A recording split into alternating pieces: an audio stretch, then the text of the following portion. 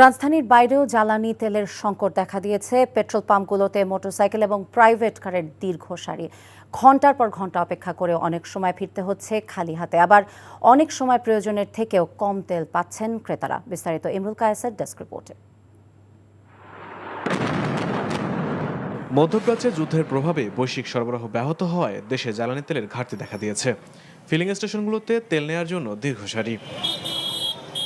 কুষ্টিয়ার বিভিন্ন ফিলিং স্টেশনে মোটরসাইকেল ও প্রাইভেট কারের দীর্ঘ সারি। ঘন্টার পর ঘন্টা লাইনে দাঁড়িয়ে অবশেষে মিলছে যৎসামান্য তেল। আবার তেল শেষ হয়ে যাওয়ায় অনেক সময় ফিরতে হচ্ছে খালি হাতে। জেলার ৩১টি ফিলিং স্টেশন থাকলেও তেল দেয়া হচ্ছে মাত্র কয়েকটি পাম্পে। বেশিরভাগ পাম্পেই তেল সরবরাহ বন্ধ রয়েছে। 200-র বেশি সার্ভিস ও ফিচারে লেনদেনের সব বিকাশ অ্যাপে সম্ভব। হজরের নামাজ পড়ে আসি দাঁড়াইছি, এই তেল পেলাম 200 টাকার। কারণ একজনা এইরকম 4-5 নিচ্ছে, এটা স্টক হচ্ছে, ব্যবসা করছে অনেকে। পিরোজপুরে জ্বালানি তেল সংকটে পেট্রোল পাম্পগুলোতে যানবাহনের দীর্ঘ সারি। তেল পেতে ক্রেতাদের দীর্ঘ অপেক্ষা। অভিযোগ রয়েছে, পাম্পে তেল না থাকলেও স্থানীয় বাজারে প্লাস্টিকের বোতলে করে চড়া দামে জ্বালানি তেল বিক্রি হচ্ছে। এখানে আসছি 6টায়, এখনো তেল পাইনি।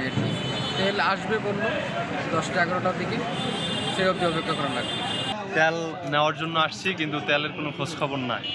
দেশের বিভিন্ন স্থানে পেট্রোল পাম্পগুলোতে তেলের জন্য দীর্ঘ লাইনের চিত্র দেখা গেলেও ব্যতিক্রম মুন্সিগঞ্জে।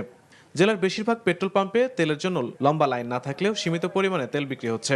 পাম্পে ছাড়া তো 160 টাকা লিটার বিক্রি করে, 200 টাকাও বিক্রি করে। 200-র বেশি সার্ভিস ও ফিচারে লেনদেনের সব বিকাশ অ্যাপে সম্ভব।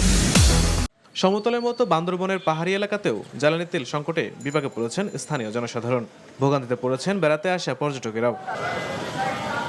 এছাড়া সারা দেশেই পেট্রোল পাম্পগুলোতে তেল সংকটে দীর্ঘ সারি আর তেল না পাওয়ার আক্ষেপের দেখা মিলছে। Imrul Kayes, NTV news desk.